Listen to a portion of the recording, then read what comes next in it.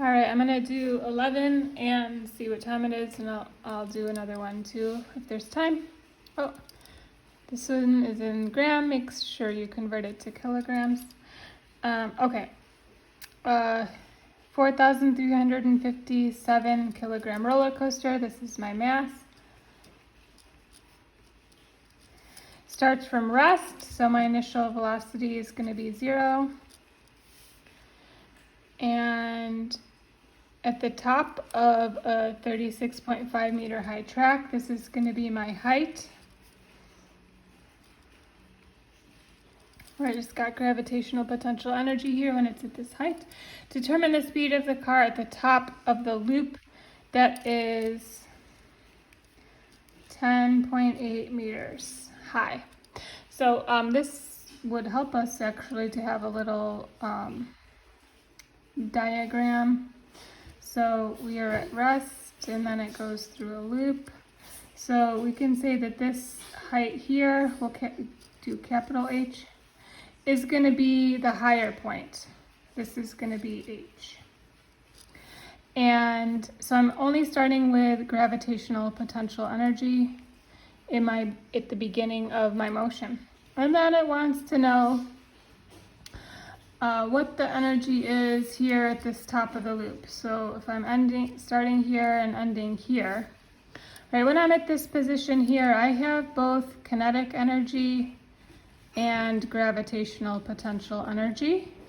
Right, this potential energy is not going to be the same, right, because it's not the same height. So when I expand my equation, it's going to look like this. mg capital H, because we want to make sure we're differentiating our heights, is equal to 1/2 mv squared plus mg little h. This is the height that we are when we're through the loop, this h over here. All right, so the question wants our velocity when we are at the top of the loop. Okay, sometimes I don't identify it as final and initial because it's just this velocity at this moment. So, but we know it's not 0 because it's moving through the loop. So I can actually cancel out my mass in this equation because my mass is in all of these. So to make my calculations a little bit easier, so I'll do 9.8 times my beginning height is equal to 1/2 v squared plus 9.8 times my height that I am going through with the loop. So times, this gives me 357.7 is equal to 1/2 v squared plus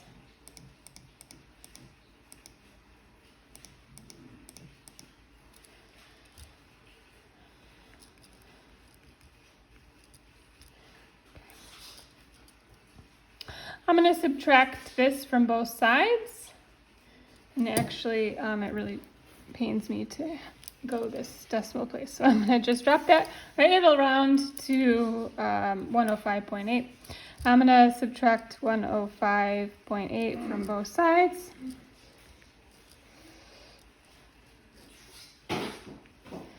And let's see what that gives me.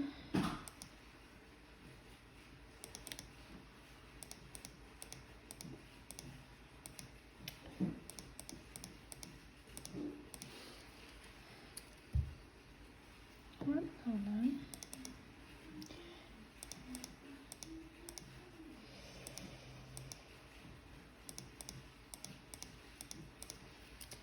All right, 251.9 is equal to 1/2 v squared.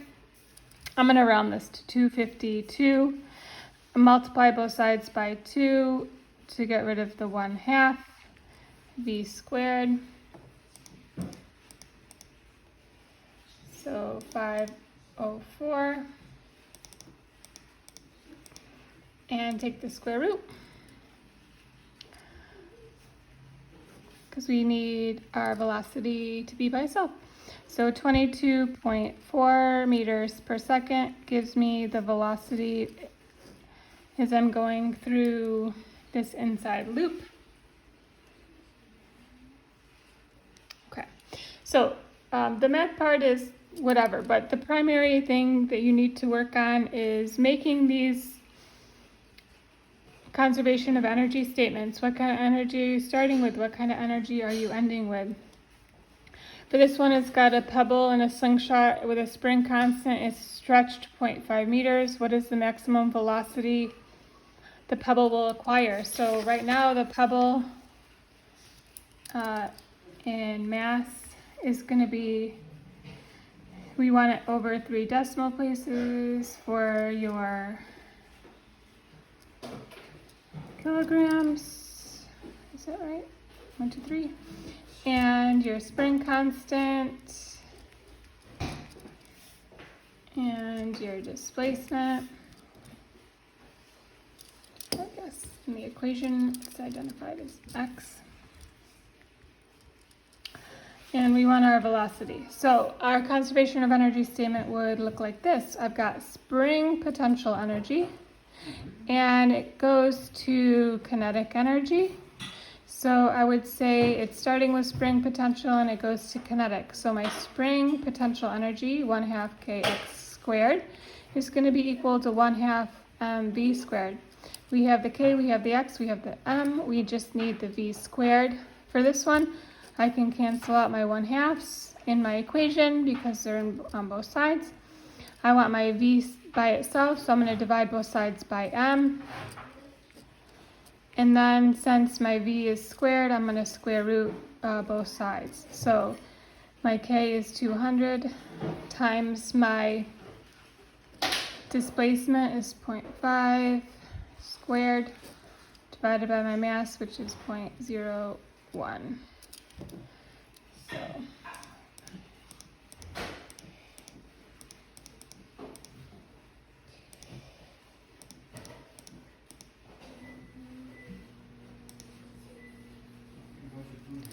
all right, my velocity is going to end up being 70.7 meters per second. That seems fast. Let me double check.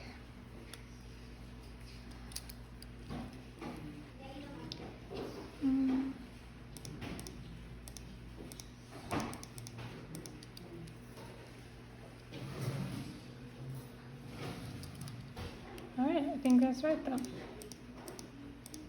Times. Yeah, looks good. All right, so here we have it. So we're starting with spring potential, we're ending with kinetic. We expand our equations. And let me see. Got 8 minutes. Let's do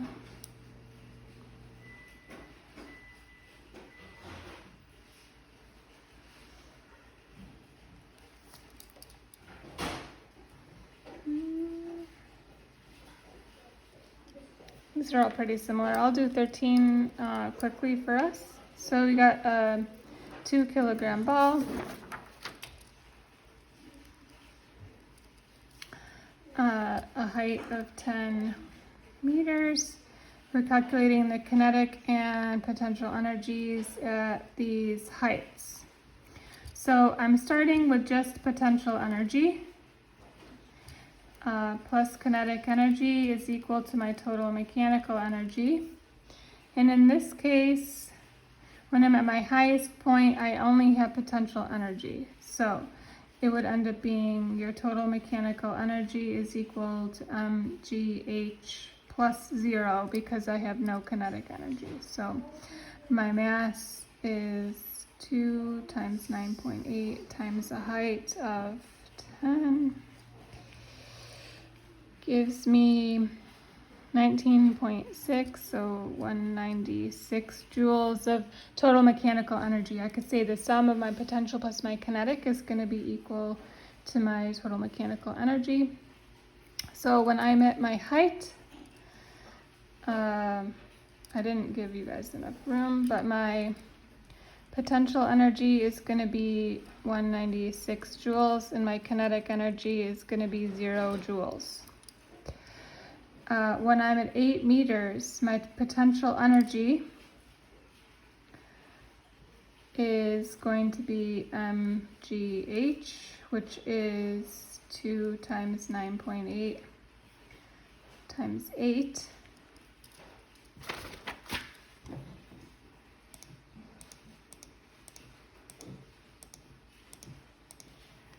Gives me 156.8. So my potential energy is 156.8. And if the sum of my potential and my kinetic is going to be 196, I can say that my kinetic energy is going to be 39.2 joules, right? The sum of my potential plus my kinetic still equals my total mechanical energy.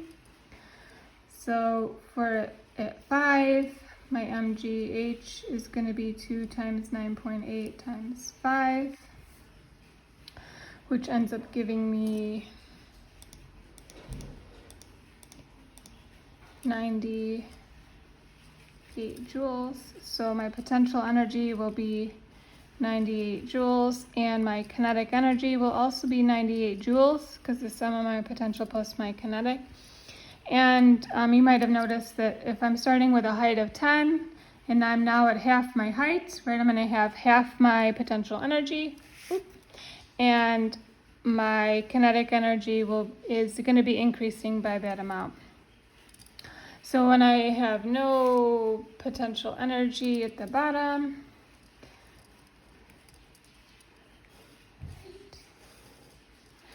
I'm going to have 0 joules of potential energy, and my kinetic energy is going to be 196 joules.